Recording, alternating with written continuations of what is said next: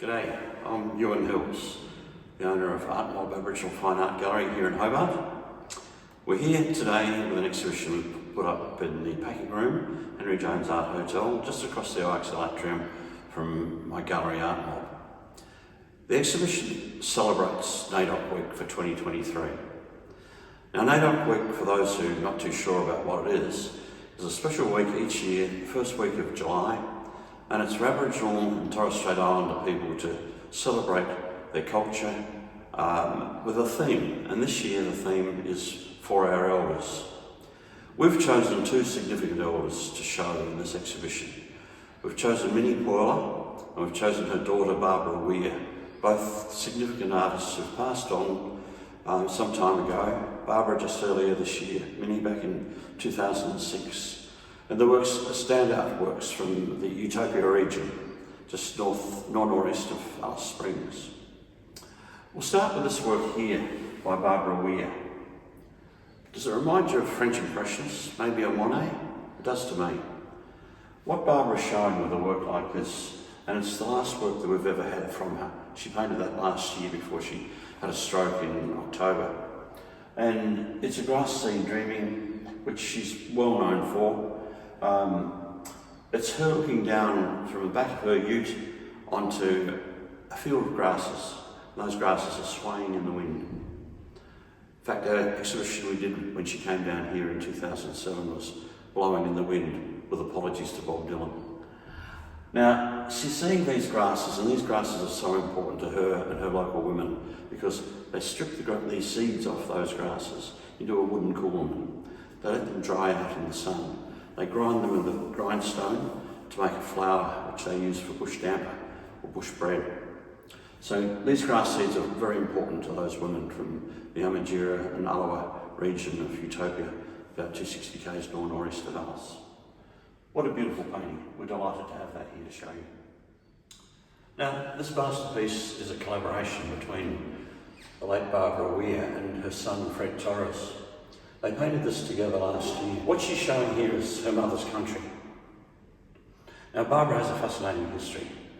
She was born to her mum Minnie when Minnie was 17.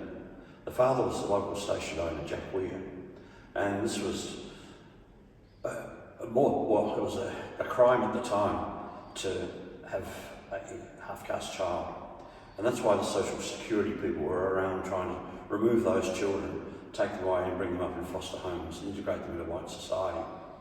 Barbara managed to avoid the social security van until she was 7. One Sunday morning she was down at the creek getting some water for breakfast, and the van turned up and grabbed her and took her away. No time even to say goodbye to her folks. So she remembers this country in her paintings. You can see various elements of it here. The sun up here, various campsites. You can see the river flowing through the Sandover River. You can see body paint designs here and there. You can see some breasts painted up for ceremony here. You can see some bush tucker tracks going around. A lot of people gathered down this part here. A lot of elements of the country that she should have grown up in. And she shows it quite figuratively in this particular piece. She was taken away and missed out on all the things that she should have gone through as a girl growing up. The women's business, the knowledge of bush tucker tracks, all of the culture that she should have acquired in those early years of her life. And it's such a tragedy that she missed out on it. But that's what we all know as the stolen generation.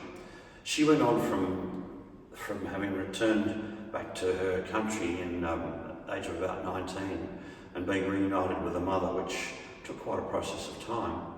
And then she went on then to become very much a vital part of that community. She's been one of the great protagonists for Indigenous art in this country. She's a patron member of the Aboriginal Art Association of Australia. There are only, or have only been 2 patrons of that organisation. She's fought for Aboriginal rights very, very strongly, and this is a great expression of the power of her artistry and what she was as a woman. Now here we have a magnificent piece by Barbara Weir's mother. This is Minnie Pwerle.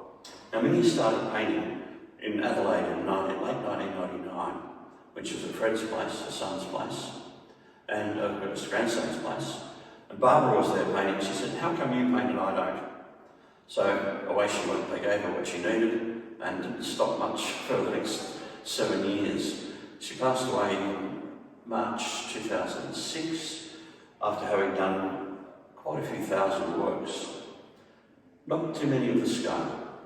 This piece here is an amazing work. The further away you get from it, the more it impacts you, and then it draws you in as you come up closer to it.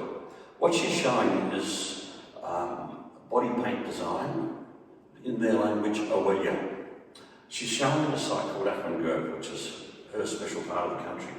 So these are lines that women would paint on each other's breasts and arms and faces when they're getting ready for a ceremony. And the ceremonies that Minnie talked about in her artwork were always to do with bushmelon and bushmelon seed. So these are lines painted using ochre, using their finger, and the ochre mixed up with oil or with fat from one of the animals. So there they are with these stripes of rich ochre, put on a little black skirt, sing and dance for up to 3 days.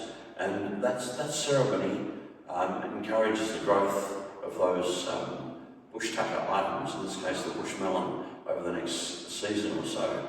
Sadly, those ceremonies aren't happening quite so much now, and those food sources are in short supply. It talks about the potency of such ceremonies these women would conduct.